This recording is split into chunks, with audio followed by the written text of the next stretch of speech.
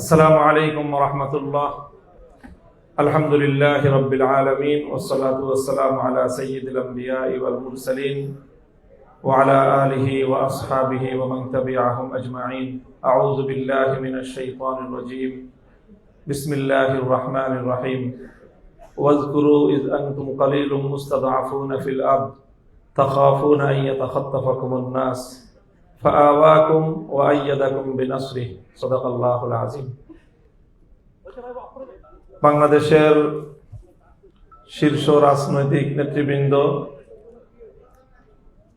11 দলীয় নির্বাচনী ঐক্যের শীর্ষ নেতৃবৃন্দ, আজকের এই প্রেস কনফারেন্সে উপস্থিত সম্মানিত সাংবাদিক বন্ধুগণ, সুধীমণ্ডলী, সর্বপ্রথম আমি 11 দলীয় নির্বাচনী এই ঐক্যের শীর্ষ নেতৃবৃন্দের পক্ষ থেকে সকল সাংবাদিক বন্ধুগণকে আন্তরিক শুভেচ্ছা এবং অভিনন্দন জানাচ্ছি, কৃতজ্ঞতা জ্ঞাপন করছি। আমাদের আজকের এই জনাকীর্ণ সাংবাদিক সম্মেলনে আপনারা উপস্থিত হয়েছেন। আল্লাহ আপনাদের সকলকে উত্তম বিনিময় দান করুন।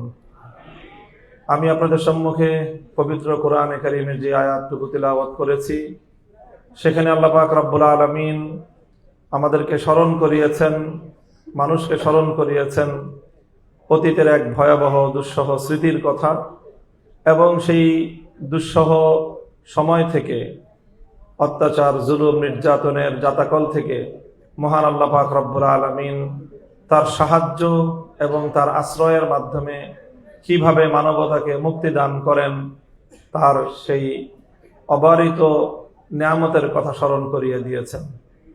আমরা স্মরণ করছি বাংলাদেশের 15 বছরের ভয়াবহ দুঃশাসনের সেই দুর্বিষহ সময়ের কথা স্মরণ করছি। সেই 15 বছরের দুর্বিষহ জুলুম নির্যাতনের জাতাকলে পিষ্ট হয়ে বাংলার প্রতিটি জনপদ থেকে যে সকল ভাই বোনেরা শাহাদাত বরণ করেছেন, গুম, খুন, হত্যাকাণ্ডের শিকার হয়েছেন, 2009 সালের পিলখানা ট্র্যাজেডি, 2013 সালের শাপলা চত্বরের গণহত্যা, 2015-16 সালের যেই বিরোধী দলীয় আন্দোলন দমন, 2021 সালের বাংলাদেশের স্বাধীনতার সুবর্ণ জয়ন্তী উদযাপনকালে প্রতিবাদ মুখর জনতার উপর যে দমন পীড়ন, সর্বশেষ 2024 সালের জুলাই বিপ্লবে 1.5 সহস্রাধিক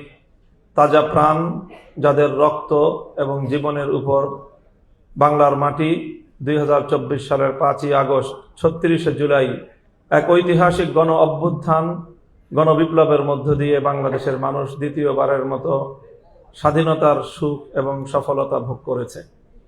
সেই সকল বীর শহীদানদের রুহের মাগফিরাত এবং তাদের আত্মার প্রতি শ্রদ্ধা জ্ঞাপন করে আজকে আমরা এই সাংবাদিক সম্মেলনের, ঐতিহাসিক সাংবাদিক সম্মেলনের মধ্য দিয়ে একটি নির্বাচনী ঐক্যের ঘোষণা, বিস্তারিত যেই আমাদের ঘোষণা আজকে আমরা দিতে যাচ্ছি।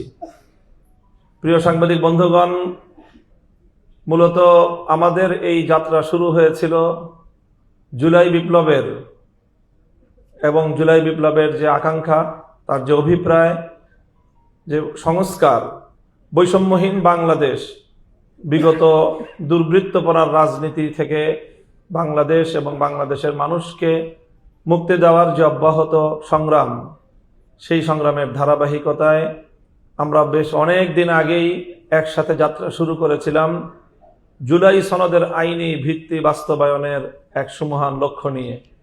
ধাপে ধাপে আন্দোলনের মধ্য দিয়ে জুলাই সনদের আইনি ভিত্তি বাস্তবায়নের লক্ষ্যে গণভোটের দাবি আদায় সহ অনেকগুলো ধাপ পেরিয়ে আমরা ত্রয়োদশ জাতীয় সংসদ নির্বাচনকে কেন্দ্র করে বাংলাদেশের আন্দোলন এবং সংগ্রামের নির্বাচন সহ রাজনীতির দীর্ঘ পথ পাড়ি দিয়ে 11টি দল ঐক্যবদ্ধভাবে আসন্ন ত্রয়োদশ জাতীয় সংসদ নির্বাচনকে আমরা একসাথে অংশগ্রহণ করার, নির্বাচনকে ফেস করার বিষয়ে ঐক্যমত্য হয়েছি।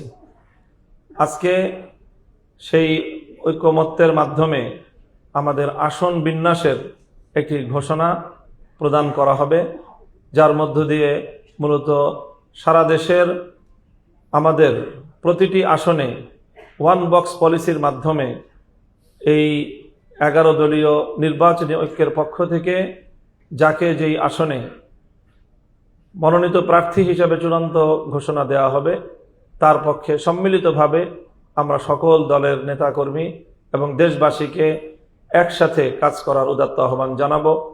সেই সাথে যেই জুলাই সনদ বাস্তবায়নের লক্ষ্যে যে গণভোট হচ্ছে, সেই গণভোটে সম্মিলিতভাবে গোটা দেশবাসীকে ঐক্যবদ্ধ হয়ে জুলাই সনদের আইনি ভিত্তি কার্যকর করার লক্ষ্যে হ্যাঁ ভোটকে বিজয়ী করার জন্য দেশবাসীকে আহ্বান জানানোর লক্ষ্য নিয়ে আজকের এই সাংবাদিক সম্মেলন।